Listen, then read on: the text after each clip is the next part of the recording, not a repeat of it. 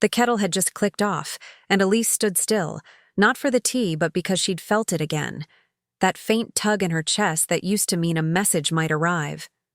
Her phone sat quietly on the counter, face down, like it was complicit in this unspoken grief. 17 days had passed since she told Michael the truth, not with expectations, not even with hope, but with a simple, trembling honesty. And all she received was the kind of silence that doesn't echo, the kind that soaks into your bones and makes you question whether the words were ever spoken at all. Some say rejection is the deepest pain, but she had come to believe it was indifference. That lingered. Have you ever said something brave, only to be met with nothing at all? Maybe you understand then why some of us whisper our feelings into teacups and pretend the steam is a reply. Elise Hartley lived in a white clapboard cottage nestled at the edge of Maple Lake, where mornings began with soft fog curling over the water and ended with the quiet creak of wooden floors beneath her slippers. At 47, she had long grown used to solitude, not in the dramatic, aching sense of loneliness, but in the quiet rhythm of a life that no longer waited for surprise. She taught poetry once a week at the local library and spent the rest of her time cataloging old books, sipping chamomile tea, and tending to a herb garden she never harvested from. Outwardly, Elise's world appeared calm, curated, almost gentle, like the soft linen curtains that danced in her kitchen window or the stack of dog-eared paperbacks on her coffee table. But beneath that curated stillness lived a restlessness that often kept her awake well past midnight. There were things she never said, words that stayed behind her teeth even when her heart urged them forward. One of those words had been love, and the name it clung to was Michael. He had been her friend once, long ago, in the elastic time of adolescence when feelings weren't yet tangled in consequence. They'd lost touch, found each other again years later, and built a kind of familiarity that felt like home, though it was never called by any name. Elise had tried once to change that, to give it shape, or at least a question. Her message, to him, was not long, nor elaborate. It simply said what needed to be said, and he, in return, said nothing. Every morning, as she watched the light move across her window panes, she told herself it didn't matter. But some evenings, when she washed dishes or brushed her hair, she would imagine a life where he had answered. Just one sentence, one word, maybe even one ellipsis. Have you ever built a world from silence, one that still breathes in the spaces where words should have been? It began with dust, the kind that settles between untouched pages, that hovers in the air when late morning sunlight filters through thin curtains. Elise had been meaning to clean the hallway bookshelf for months, always telling herself she'd get around to it once the weather turned. That day, for no particular reason, she did. The books were mostly yellowed paperbacks, some dating back to her college years, others gifted and forgotten. But tucked behind a slim volume of Adrienne Rich's Poems was a notebook, black-covered, frayed at the corners, the kind she hadn't used in years. She recognized it immediately. This was the one she'd once called her in-between diary. Not quite private, not quite a journal, just a place she wrote when something didn't belong anywhere else. She sat down on the hallway rug, cross-legged, as if the notebook itself had summoned her to stop. The first pages were full of snippets, unfinished poems, clipped conversations, shopping lists crossed through with more emotion than logic. But halfway through, there it was. A poem dated October 17th, written in hurried script. You looked at me like autumn, soft, brief, burning. I blinked, and you were already a memory. Her hand froze over the page, and a familiar warmth rose behind her eyes. It had been over a year since she sent that message to Michael, written after rereading. This very poem. She hadn't remembered that until now. That night, she had sat exactly where she was now, though the light had been lamplight then, and her courage a fragile thing. She typed out the truth with trembling fingers, rewrote it twice, deleted it once, and finally hit send at 2:03 a.m. The next day, she went about her life pretending nothing had changed because nothing had, except her. Now, with the poem in front of her again, the memory unfolded not like a scar reopening, but like a paper boat drifting back to shore. She hadn't thought about that night in months, but suddenly she could recall the exact weight of her phone in her hand, the way her thumb hovered over the screen long after pressing send, and the silence that followed like a fog. The house around her was quiet, save for the low hum of the heater and the occasional rustle of branches against the window. Elise closed the notebook and pressed it gently to her chest, not for sentiment, but for stillness. The kind you hold on to when something inside you shifts without warning. She stood and walked to the kitchen, not because she needed tea, but because it gave her hands something to do. While the kettle warmed, she glanced at her phone on the counter, as if it might surprise her after all this time. The screen was dark. She tapped it anyway. Still no message. And yet, something inside her stirred. Not anger, not even disappointment, but an ache so familiar it felt like part of her morning routine. She opened the message thread, still pinned to the top after all these months. Her words glowed faintly in the light of the screen. "I just wanted to say it. You don't have to reply. I just needed you to know." She had meant that, truly, but meaning it didn't erase the ache of being unheard. For a long while she stood there, thumb hovering over the text box, not typing, not even thinking of what to say, just remembering the pulse of that night. The way she'd laid awake, not really hoping, but still listening for the soft buzz of a reply that never came. And then, as though guided by muscle memory, she began to type again. Something simple, something present. "Hi, I found one of my old poems today. It reminded me of that night. October, do you remember?" She stared at it, read it once, then again. Then pressed backspace, slowly, as if erasing something etched in frost. When the kettle whistled, she poured the water, added nothing, and let it sit untouched on the table. The phone remained beside her, blank and still. Elise didn't send the second message. She wasn't sure if that was strength or surrender. All she knew was that she still remembered the look in his eyes the last time they saw each other. A look like almost, like maybe, like not quite love. There was something about the way late autumn pressed into the town of Chatham that made everything feel slightly unbalanced, as if the air itself remembered too much. Elise had almost skipped the market that Sunday. The wind had picked up, the kind that found its way into collars and cuffs, and there was nothing she urgently needed, except perhaps to be somewhere that wasn't her own quiet kitchen. She told herself she'd buy apples, maybe some cinnamon, sticks if the spice vendor was open, and come straight home. But fate, as it often does when hearts are still open in small, invisible ways, had other ideas. She had just picked up a bruised apple. Elise always chose the slightly imperfect ones, when she heard a familiar voice calling her name, soft but certain. It took a moment to place it, but when she turned, her chest tightened gently. "Anna," she said, surprised by how easily the name slipped past her lips, how little time had eroded its weight. Michael's sister looked older, though not in a tired way, more like a woman who had made peace with things beyond her control.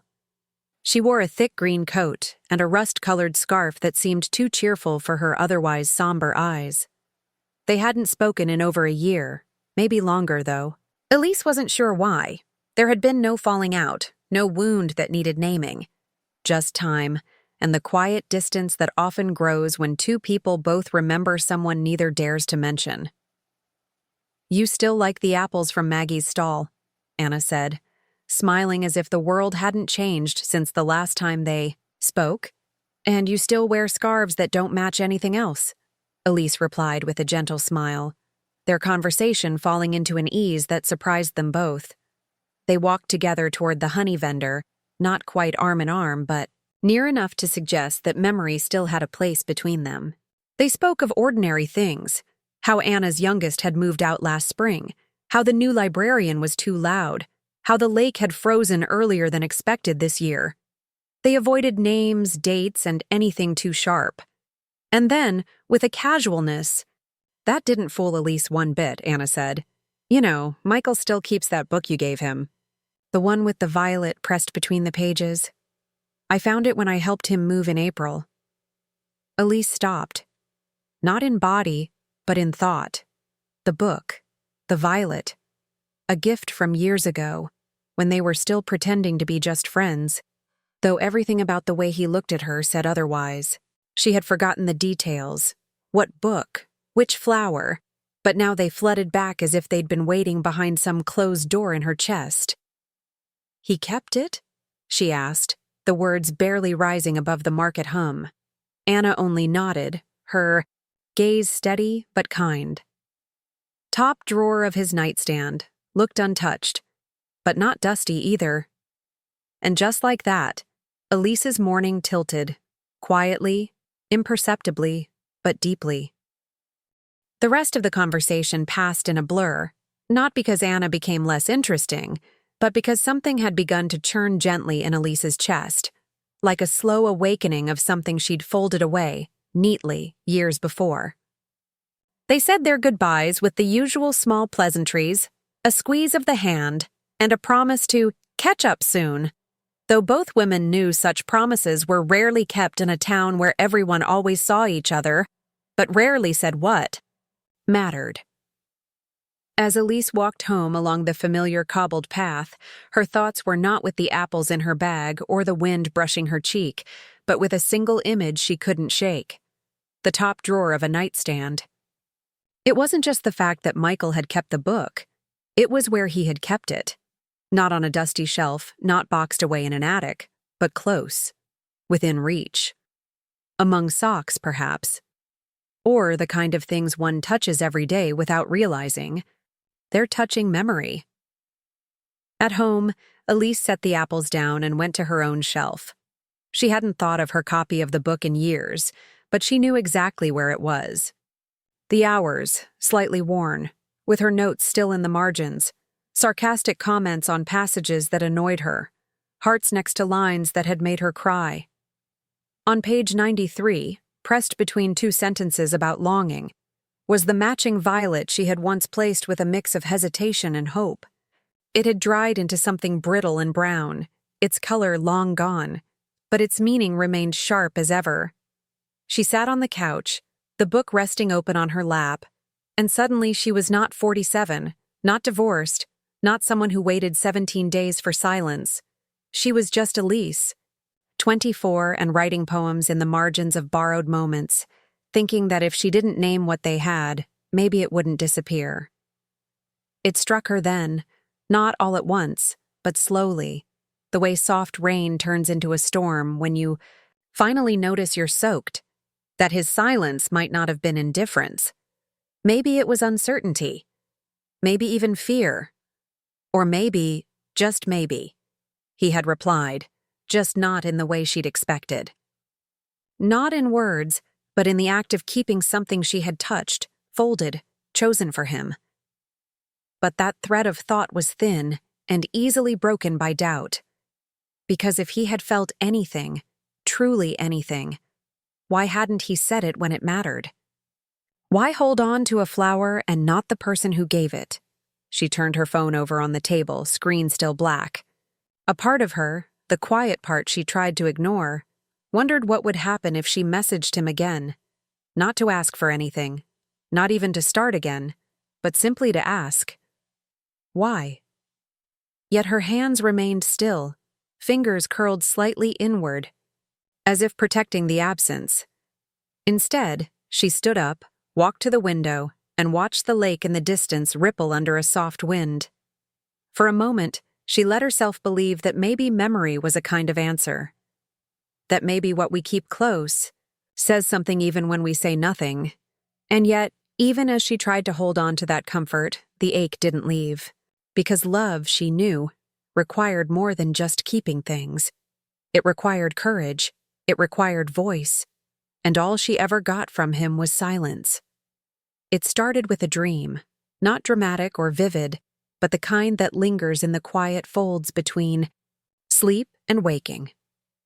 In it, Elise was walking along Maple Lake. The water was still, the sky washed in late summer amber, and someone, unseen, was reading aloud from a book. She couldn't hear the words, only the rhythm. When she opened her eyes that morning, it took her a moment to remember where she was, and a few seconds longer to realize it hadn't been real. That day, she took the long way home from the library. Her car turned left without her telling it, down past the chapel, then toward the row of ash trees that lined the lake. November had stripped the leaves bare, and the wind moved through them with a soft whistle, like breath over a mouth not quite ready to speak.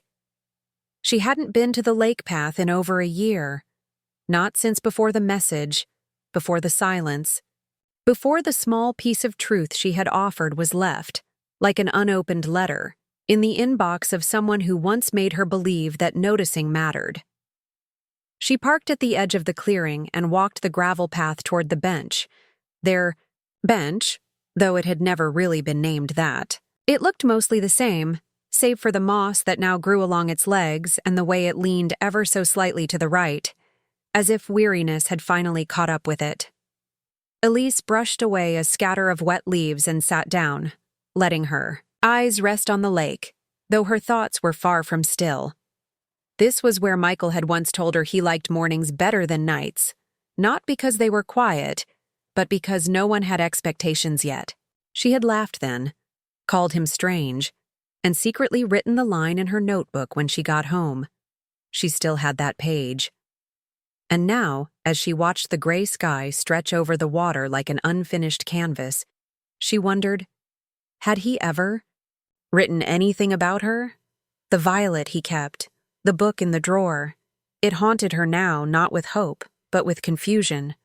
If he had felt something, why hadn't he spoken? If he hadn't, why hold on to the fragments?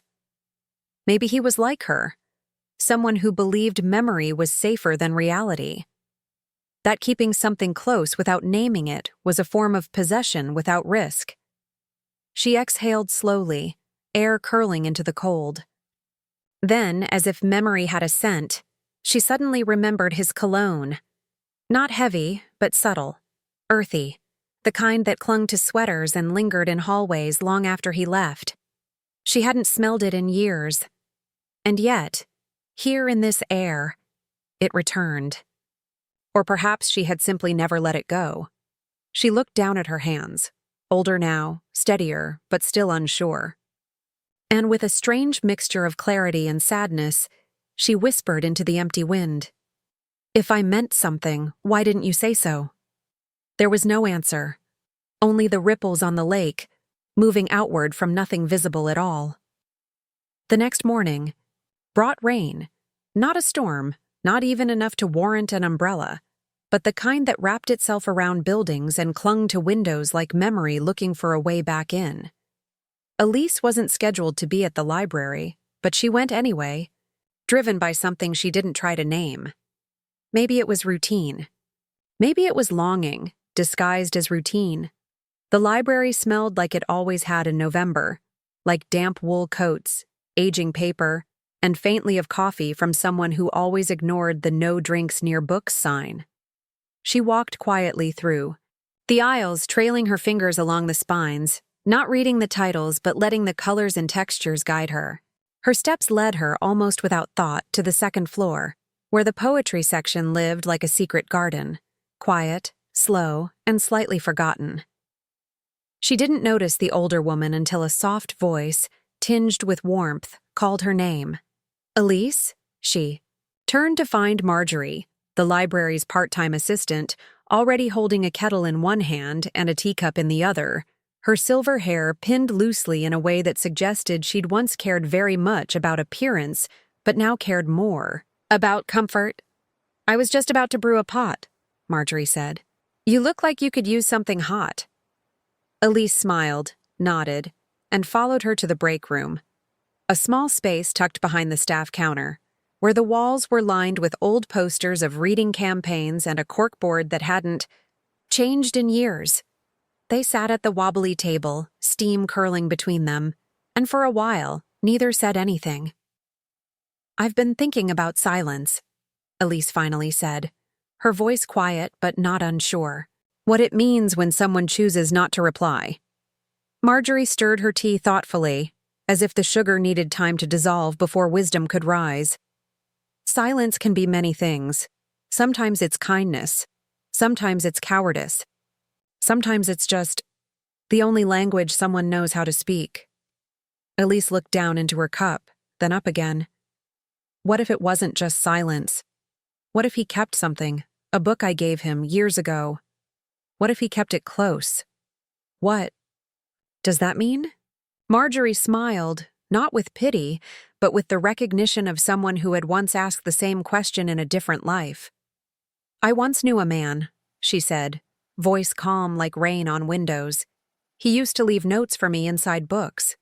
Never gave them directly, just slipped them between pages I might find weeks later. He never said how he felt, not once. But after he moved away, I found every book he ever borrowed, neatly stacked outside my door. Inside each one, my notes were still there, and his were gone." Elise listened, breath held somewhere between sorrow and wonder. "I never knew if he loved me," Marjorie continued. "But I know he read every word I gave him." They sat in stillness, not needing to fill it. Elise felt something in her chest loosen. Not resolve, not clarity, but gentleness. Perhaps that was the beginning of healing, not knowing the full truth, but being okay with never knowing. By Sunday, the rain had softened into a mist that clung to every surface like breath held too long. Elise walked slowly, wrapped in her long coat, scarf tucked tight, though the cold wasn't what made her chest tighten with each step. She wasn't sure what had drawn her back to the lake. Maybe the rhythm of it, how, after everything else falls away, the body still returns to the places the heart once waited. The gravel under her boots was damp and loose. A thin fog had rolled in from the east side of Maple Lake, turning the landscape into something quiet and ghostly. The bench, their bench, though the term still made her chest ache, appeared slowly through the mist, like a memory she hadn't finished processing. And there, sitting neatly on the weathered wood, was something that made her pause mid-step. A small object, unfamiliar at first. She drew closer, hesitant. It wasn't flowers or a letter. It wasn't even dramatic. Just a folded page from a book, creased but clean, held down by a small stone. There was no envelope, no handwriting on the outside, no sign it had been left for anyone in particular. And yet she knew. Her fingers trembled slightly as she reached down and lifted the page, the weight of the stone cold against her palm. Unfolding it carefully, she recognized the passage immediately.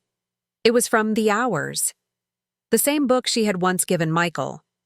Her marginalia was there, her signature underlining in soft pencil.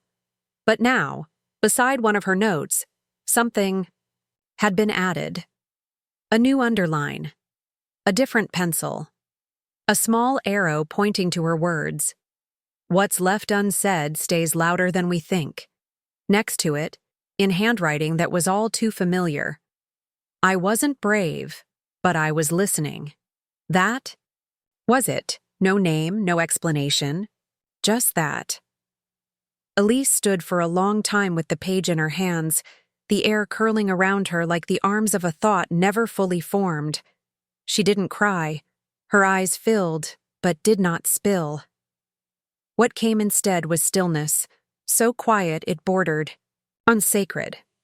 A recognition not of closure, but of presence. A knowing that maybe, just maybe, she hadn't whispered into nothing after all. She sat down slowly, folding the note into her coat pocket like a secret not meant for anyone else. The bench creaked slightly beneath her. The lake lay still, reflecting. a sky without definition. Elise closed her eyes, and for the first time she didn't imagine what he might have said. She listened instead, to the leaves, to the wind, to the sentence someone had finally dared to leave behind, and that was enough. I wasn't brave, but I was listening. It was Saturday morning when Elise realized she had been carrying the wrong weight all along. Not the ache of waiting, nor the sting of silence, but the heavier truth that maybe she had never really wanted an answer, not a real one. What she had wanted, more than anything, was a version of him that existed only inside her knowing. A version that nodded at the right time, replied with just enough, and never forced her to confront the vulnerability behind her words. The folded note stayed in the lining of her coat like a heartbeat she couldn't quite part with. Each time, she reached for her scarf or checked her keys. Her fingertips brushed against it, as if some part of her needed to remember. He had said something, just not in the way she had imagined. Not with declarations or apologies or the kind of sentences people etched into movies, but with ink and paper and a line so small it could have been missed entirely. I wasn't brave, but I was listening. She found herself standing by the window longer than usual that morning, eyes scanning the slow movement of light across the neighbor's fence, the way shadows fell into the cracks like dust settling into memory. She didn't know what exactly was shifting in her, only that something was loosening. Not in anger, not in grief, but in the soft, startling form of recognition. She made tea, forgot it on the counter, put on a cardigan, then took it off again. Sat down to write, then tore the page before a word was finished, and then, without deciding, she went to the library. It was mostly empty. Saturdays were always quiet in late fall. Marjorie greeted her with a nod and a smile that said, "No questions.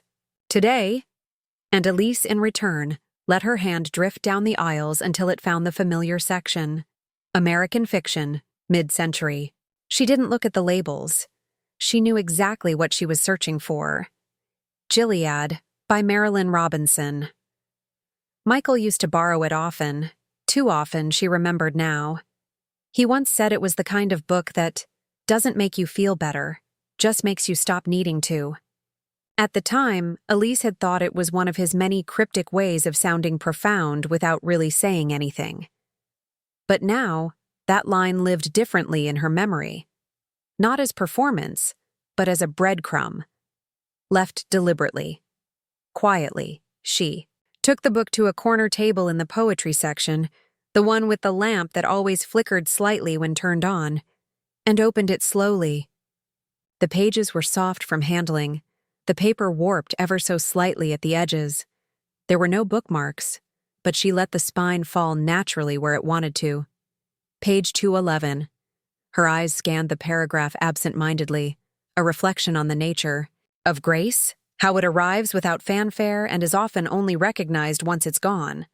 And there, in the margin, just barely visible in small, careful print, "You once said I was hard to know. Maybe that's because you never asked the right questions." Her breath caught. She read the sentence again, this time slower, as if allowing the ink itself to settle into her bloodstream. It was his handwriting. Neat, familiar, slightly slanted to the left, just like the old Post-it notes he used to leave in the staff kitchen when they worked on the town's literacy campaign together. For a long moment, Elise sat without moving, only letting the warmth of the lamp fall across her hands. And in that stillness, a quiet truth arrived. Not from the book, not even from the sentence, but from within her. She had given him space. She had said, "You don't have to reply." And he had listened, not out of neglect, but perhaps out of respect. Or worse, out of fear that replying might unmake the fragile thing they had both let live between them, unnamed and unchallenged. She had thought herself the brave one, the honest one, the one who dared to send the message. But maybe, just maybe, she had done so in a way that left him no room to meet her halfway. She had wanted truth, yes, but only if it came gently, cleanly, without the mess of ambiguity or the risk of hearing what she wasn't ready for. The realization did not come with shame, only stillness. The kind that fills the room after a song, ends when no one speaks because the quiet is part of the experience. She closed the book softly and returned it to its place on the shelf. And as she walked down the stairs and out into the crisp air of the late afternoon, she understood that what she had lost was not just Michael's reply, but also the courage to ask again, differently. Because the truth was not that he said nothing. The truth was that she never truly listened for the kind of answer he was capable of giving. The next morning came like any other, quiet, cold, with a sky that couldn't quite decide if it wanted to snow or clear. Elise didn't rush to do anything. She moved slowly through her house, folding the same blanket she always folded, rinsing the same cup she always rinsed, and staring longer than usual at the condensation gathering on the kitchen window. But something inside her had shifted, not in a dramatic, cinematic way, but in the smallest, most essential way a person can change. She was no longer waiting, not for a message, not for an explanation, and not for the man who might have loved her in silence, but never in words. That shift was subtle, like the feeling when you realize you've outgrown a coat, not because it's torn or broken, but because you've changed, and you didn't even notice it happening. She sat at her writing desk that afternoon with a cup of cinnamon tea and a blank page. Usually, that blankness intimidated her. Too much possibility. Too much risk of not being enough. But today, it felt different. It didn't ask her to be profound. It asked her only to be honest. So she wrote. Not to Michael. Not about him either. She wrote about herself. About the girl who once thought love had to be earned through patience. About the woman who learned to wrap silence in poetry so she wouldn't have to hear it echo. About the ways she gave tenderness without asking for return, and the years it took her to admit that sometimes not getting an answer is the answer. And when the words finally slowed, she sat back, read them over once, and smiled. Not the wide, victorious smile of someone who has conquered pain, but the quiet, inward smile of someone who has begun to recognize their own company as enough. Later, Elise went walking. She didn't go to the bench this time. She didn't need to. Instead, she wandered through the local farmer's path behind her garden, the one that curved gently past wild rosemary and the old wooden fence. The wind was soft against her skin. Not warm, not cold, just present. She looked at the empty field, at the birds flicking between branches, and suddenly she felt as if her body fit into the landscape again, not as a question, but as a quiet fact. And that was when she realized the greatest truth of all. All those years, all that longing, all those moments she replayed in her head, they had less to do with Michael, and more to do with the part of her that had wanted to be chosen. Not even by him, just by someone. By anything that would affirm she was worth speaking to, worth fighting for, worth more than a memory. But she had been worth it all along, even in the silence, even in the leaving, even when no one wrote back. The page she had carried in her coat. She folded it carefully, one last time, and placed it inside a book on her shelf. Not hidden, not framed, just kept, like a chapter she no longer needed to rewrite. Before bed, she looked out the window, toward the lake far in the distance, invisible now in the dark, and in the stillness, she didn't ask for closure. She didn't wonder what he was thinking. She didn't even whisper his name. She simply said, aloud, and only once, I forgive you. Then, softer still, I forgive me too. And with that, Elise turned off the light. The house had always been quiet, but that evening it felt still in a way that unsettled even the walls. Elise moved slowly, not because her body was tired, but because her thoughts had grown heavy. They trailed behind her like a long shadow, stretching into every corner, reminding her that some silences weren't just around her. They lived inside her now. She walked into the living room, pausing as her fingers brushed the spines of books she hadn't opened in years. A soft layer of dust coated their covers, like time itself had been collecting, quietly, while she'd been busy holding on to someone who never held her back. The lamp in the corner flickered slightly when she turned it on, casting a dim yellow halo across the room. Even the light looked tired. On the coffee table lay a notebook she had once carried everywhere, a small, weathered thing with worn corners and pages that smelled of years gone by. She hadn't written in it since the day she sent the message. The last line on the page, half a sentence, trailed off like someone who'd meant to say more but thought better of it. She stared at it for a long while, as if waiting for the past version of herself to appear and finish the thought. But nothing came. She leaned back into the armchair, the one with the uneven leg and faded cushion, and folded her arms. A sigh rose from somewhere deep in her chest, not dramatic, but long. She closed her eyes, and in that darkness, a single truth rose up, quiet and devastating. She had spent too many years being almost happy, not quite lonely, not quite fulfilled, not quite moving on, not quite holding on. She had lived on the edge of things, on the edges of rooms, of answers, of her own life. And it wasn't Michael who had placed her there. It was her. With every small decision to wait a little longer, to not ask for more, to let one more day pass without clarity because ambiguity felt safer than disappointment. She remembered birthdays where she told no one she wanted company, dinners she cooked for two, then wrapped one portion up for later, concerts she didn't attend because there was no one to go with, and worst of all, poems she never read aloud because some part of her was afraid that if she spoke them, the echo would be too loud, too empty. The pain, she realized, wasn't that Michael never chose her. It was that she never chose herself. All those soft refusals, those "it's okay" and "I understand" and "take your time," hadn't been patience. They had been ways of telling herself she didn't matter enough to ask for more. She looked around the room then. The books, the lamp, the teacup half full, the photo of her daughter framed beside the fireplace, all reminders of a life she had, built quietly, carefully, but never fully. And in that stillness, she whispered, not with bitterness, but with something heavier than rage. I gave my best years to someone who didn't even ask for them, and I let it happen.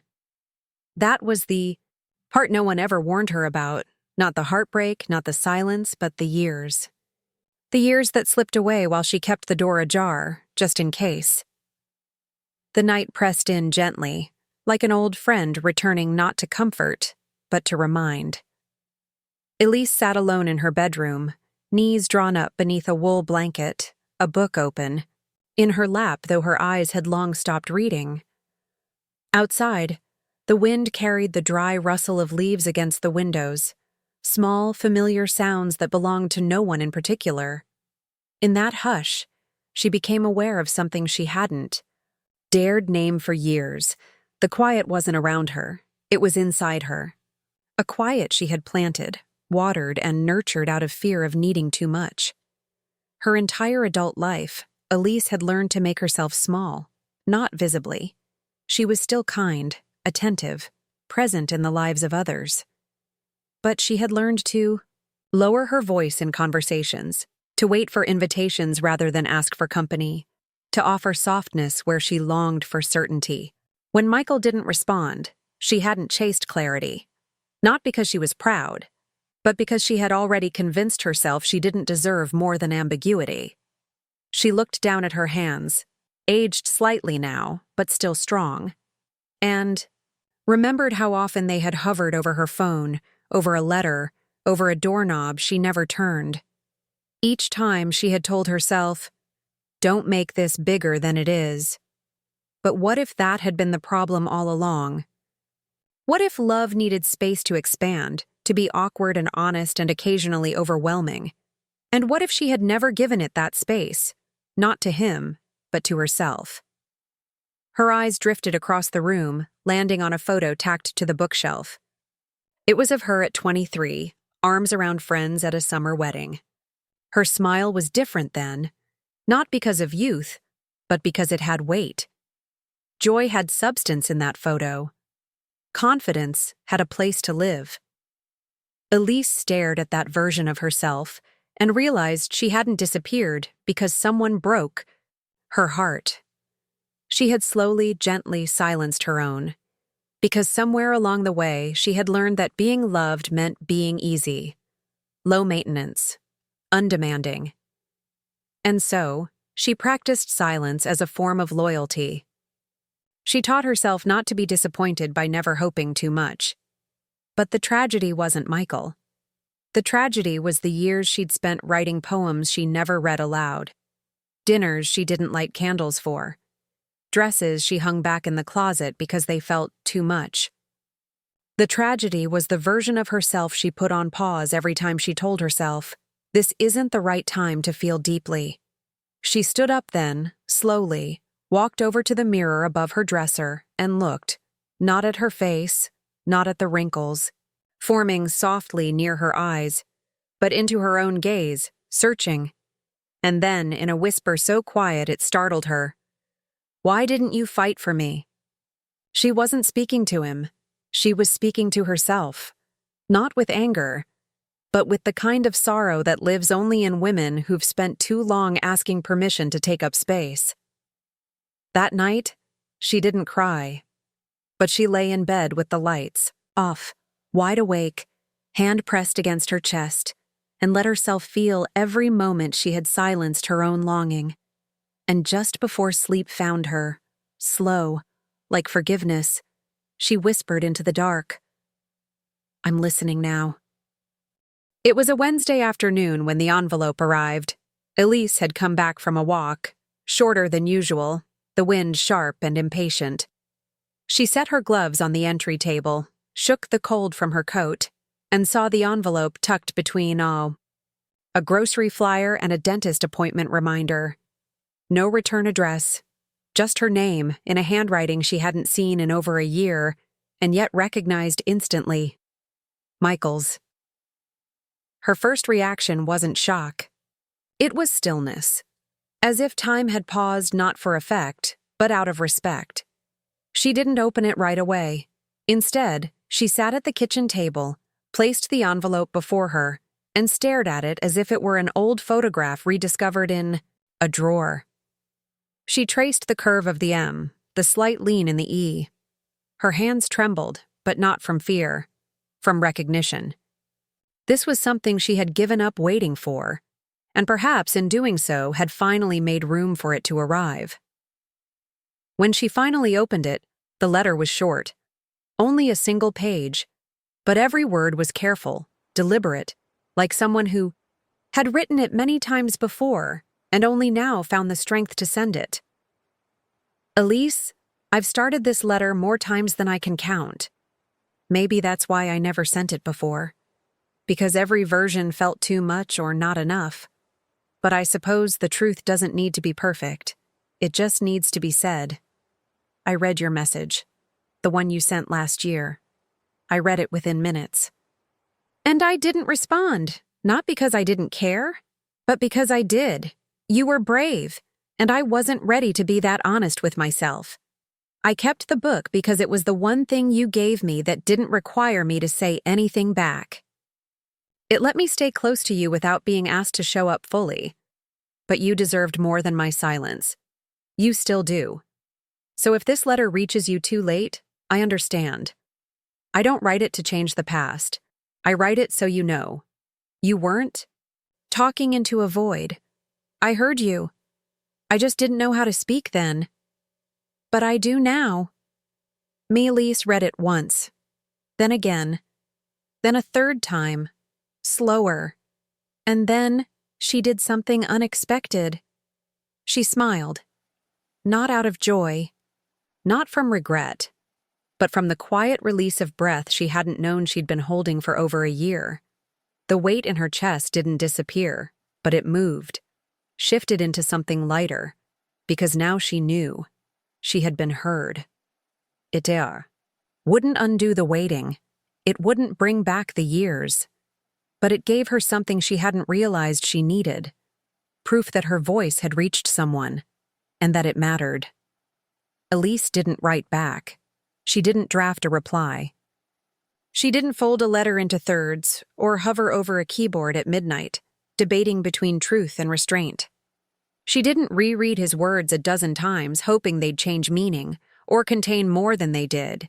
Instead, she placed the letter in a small wooden box, one she hadn't opened in years, where she kept old train tickets, her daughter's. First note written in shaky pencil, a pressed flower from the lake bench. She placed it between a yellowed page torn from a notebook and a faded photo of herself at 25. Then, she closed the lid, and in doing so, she didn't bury it. She honored it. That Sunday, the sky was unseasonably clear. Crisp air, blue. Overhead, the kind of day when everything seems to breathe a little deeper. Elise dressed simply. A soft gray sweater, dark jeans, the boots she wore when she needed to feel grounded. No makeup, no rings. She packed a small tin of tea leaves, a book she hadn't opened in years, and walked down to Maple Lake. The bench, still uneven, welcomed her like an old friend who had stopped asking questions. She sat quietly, letting the wind tangle her hair, and the late autumn light play along her sleeves. She didn't read the book. She didn't brew tea. She just sat, fully present, fully herself. After a while, she stood up. She took the tin of tea leaves and, without ceremony, opened it. One by one. She let the dried leaves fall into the water, carried softly by the wind before dissolving into the surface. It wasn't a ritual. It wasn't a metaphor. It was just something small. Something hers. She had once told Michael she believed tea could carry memory. Now she believed it could also release it. And then, with both hands, she laid the book down on the bench. The very same copy of the hours she had once given him. The second copy she had bought for herself after their lives quietly split into parallel lines. Inside, she had written just one sentence on the front page. Not signed, "I've stopped waiting. But I never stopped remembering." That is enough. She didn't look back after she walked away. She didn't need to. She didn't wonder if he'd find it, if he'd read it, if he'd take it home or leave it for someone else. Because the act wasn't about him. It wasn't about closure or message or possibility. It was about choosing not to carry everything forever. That night, Elise lit a single candle in her kitchen window. Not for someone to see, not for a vigil of any kind. Just because she wanted to. The room smelled faintly of cinnamon and paper, and when she sat at her desk to write, for the first time in years, her words weren't about him, or loss, or silence. They were about wind and light and the quiet strength of choosing yourself, even when no one asks you to. The morning came the way most mornings do, unannounced, soft, carrying no promise but light. Elise stood by the window in her kitchen, a fresh cup of coffee warming her hands. The lake in the distance shimmered gently under the low sun, though the fog hadn't quite lifted from its surface. It looked like the kind of day people would forget. But she wouldn't, not because something had happened, but because something had not. There were no messages waiting on her phone, no knocks at the door, no unexpected letters, and still, she felt full. In the weeks that followed the letter, Elise didn't speak about it to anyone, not even to her daughter, who had begun calling more often these days, her voice less distracted, her questions more tender. Elise didn't need to explain. Whatever shift had happened inside her had changed the tone of her silence. It was no longer weighted with what-ifs. It was simply quiet, like fresh snow untouched by footprints. At the library, she laughed more. She asked Marjorie to order a new collection of poetry by contemporary women writers. She began wearing earrings again.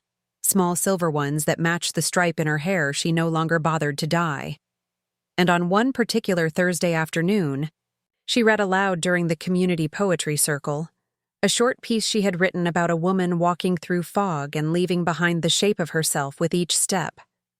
The room was quiet when she finished. No one applauded. But someone whispered, "I've felt that too." And Elise smiled, because she hadn't written to impress. She had written to remember, and somewhere along the way, remembering had stopped being painful. That weekend, she visited the local farmer's market and bought a small lavender plant, not because it reminded her of anything, but because it didn't. It simply smelled like the present. She placed it in the center of her dining table and watered it every morning without fail. At night, she still lit a candle in the kitchen window, not to signal anything, not as a ritual, just because she liked the way it flickered against the glass, casting soft shadows that moved gently as if breathing. One evening, just before the sky turned the soft shade of slate that she loved most, Elise took her tea out to the porch. The light was gentle, the kind that filtered through bare branches and landed quietly on skin. She wrapped a blanket around her legs and listened, to nothing in particular, and yet to everything at once. There was no music playing, no voice on the phone, no message arriving with the urgency of the past, only the rustle of wind, the sound of a distant car, and the soft crackle of a candle flickering beside her. And she was content, not in the way people imagine happiness to be, full of joy or certainty, but in the quiet realization that she had survived loving someone who never set it back. And more than that, she had survived herself, the part of her that stayed silent too long, that waited too often, that gave too much without asking for enough. And now she was learning to live beyond survival, to live slowly, intentionally, to choose what to carry and what to put down. A week later, she passed by the bench by Maple Lake. She didn't stop. She didn't even look at it too long. But as she walked past, she noticed the book was gone, the one she had left. Whether he had taken it or someone else she didn't know. It didn't matter. What mattered was that she had let it go. That night, Elise sat down at her desk and wrote a new poem. It didn't mention a man, or silence, or waiting. It was about a cup of tea left steaming beside an unread book. About a woman who once loved too quietly, and then slowly learned to speak again. Not to anyone else, but to herself. She titled it, Begin Again. And when she finished, she left the page open, not to dry the ink, but to remind herself that some stories don't end. They unfold. Elise knew there would still be days when memory returned, uninvited, when she would remember the shape of his handwriting or the smell of October air from that year. But now, when those moments came, she wouldn't turn away. She would greet them like old neighbors, nod, smile, and close the door gently behind them, because love, even when unanswered, had made her softer. And softness, she'd learned, was not weakness. It was survival. It was beauty. It was hers. If this story has stayed with you, if you've ever waited, forgiven, or found peace in letting go, then stay. There are more stories waiting for you here. Subscribe. And let's keep finding each other, one quiet, unfinished love at a time.